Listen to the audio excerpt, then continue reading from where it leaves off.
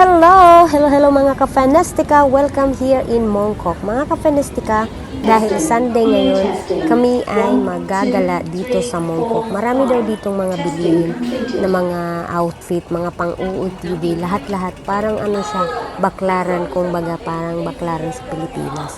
So kung nasa Mongkok kayo, sundan nyo lang yung D2 na yan. Diyan kayo mag-exit sa exit D2.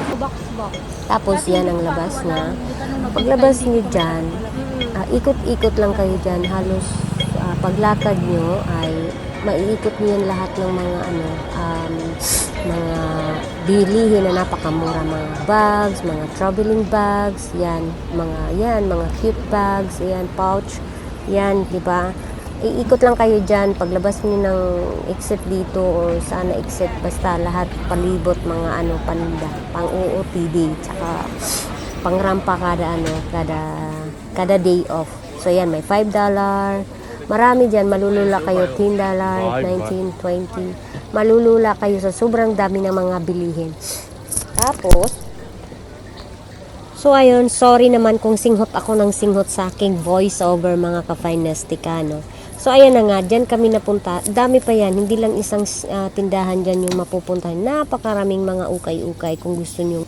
Ang dami, mga pang swimming, mga pang OOTD, sa mga pang araw-araw, dami, sobra. Tayo yan, tatlo for $50. Tapos yun yung yan na yan. Yung mga ganun, pang beach, ang dami, pang lang siya, 3 for $50 Hong Kong dollar.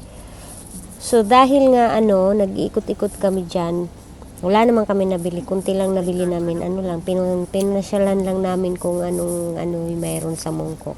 Ayun na nga, na-discover namin na napakaraming mga bilihin. Kumbaga siya, parang Divisoria at saka baklaran sa Pilipinas. So, yan. Kung kayo gusto nyo ng maraming pang-UOTD, magtiyaga lang kayo mag-ikot dyan sa Mongkok. Napakadaming mga paninda. Kulang na lang yung pera. Dahil Sunday nga, nag-iikot-ikot kami. Napagod lang naman kami sa kakaikot. So, lahat na malulula ka sa mga bilihin na mura. Pero tiyaga ka lang sa pagpili. Kasi yun, may napili kami $5. Tsaka dalawa, 15 Hong Kong dollar. 2 for 15 Hong Kong dollar. Yun lang. Tapos, pag tag $5 yung nabili namin. Tapos yung ikot-ikot na. Tapos, pasyal din dyan sa Langham Mall. Dyan. Ang laki ng mall dyan nila. So, ayun.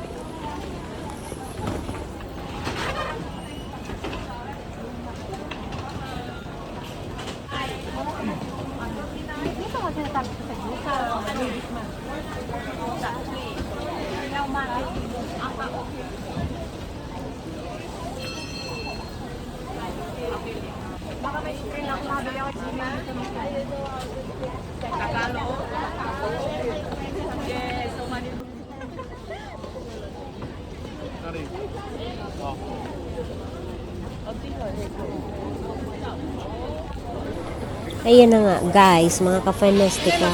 Grabe, ang dami-daming mga bilihin dyan kung ano-ano lang. Kulang na lang talaga pera yung wala kami.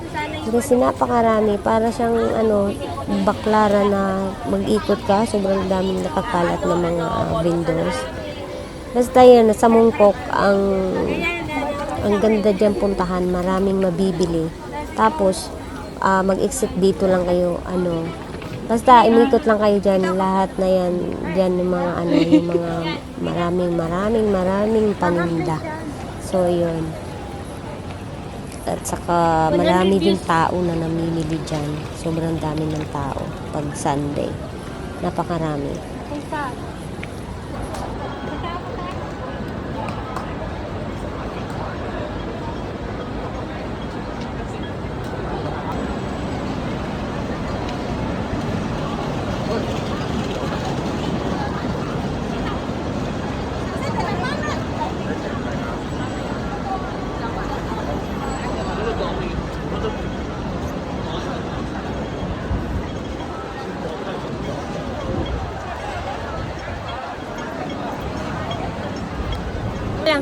So, tapos na kami doon mga ka-Finestica sa Baklaran, sa mga tiyanggi-tiyanggi. Pumunta naman kami sa Langham Mall. Grabe ang Langham Mall, mga ka-Finestica. Ay, dito kayo sa Ang kabila. taas ng hagdan na yan, hagdan ng escalator na yan. Ano ba tawag dyan? Ewan ko. Basta ang taas niya, 2 minutes pag-akyat dyan sa escalator na yan. Sobrang taas niya, grabe mga ka-Finestica. Ang ganda. Pagtingin nyo sa baba, nasa ano kami, siguro 5th floor or 6th floor ba kami pumunta. Basta pagtingin nyo sa baba, mga ka-Finestica, o akyatin nyo yung Langham Mall na yan, umakyat kayo sa 5th floor, something. Ang liit na lang ng tao, parang siyang dangkal na lang pag nandun na kayo sa ano na yan, escalator na yan, na sobrang taas akyatin. Hindi lang isang ano yan, 3 sakay pa yan, 4, 5 hanggang doon.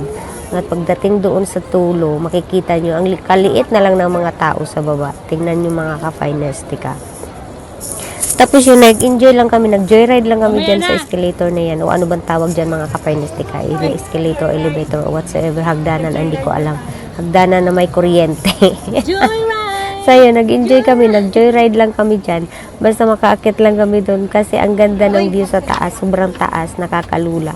Pag akyat nyo doon, ang liit na lang ng tao. Maganda yung Langham Mall, napakalaki, napakataas. Ang lawak, ang daming bilihin, kainan sa loob. Tapos basta ang ganda dyan. Na-amaze lang ako sa hagdanan dyan kasi nag-enjoy kami sa joyride sa hagdanan. So, yun na nga ka-Finestica, di ba? Sabihin mo kung may tao.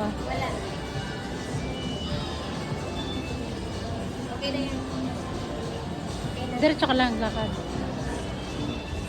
Okay na.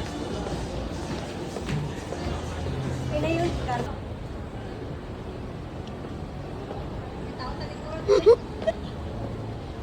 Okay na, may tao sa likod. Okay na yun. Tara na. May dadaan, hindi sila dumaan.